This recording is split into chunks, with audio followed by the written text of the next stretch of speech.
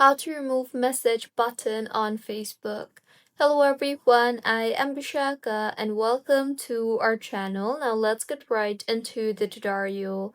Firstly, go ahead and open the Facebook application on your device and make sure you are signed in.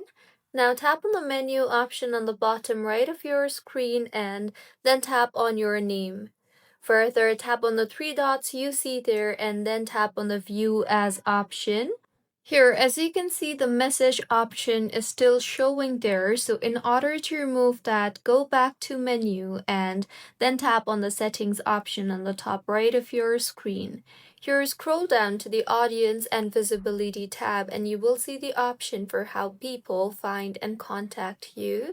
Tap on that and then scroll down again to the how you get message request tab and then go ahead and set all these options to don't receive requests and then tap on the save option you see there.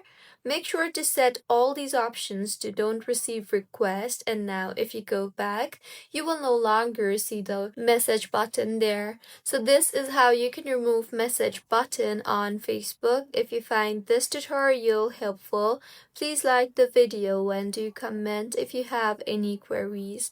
Also, do subscribe to our channel for more helpful tutorials like this. See you on the next one.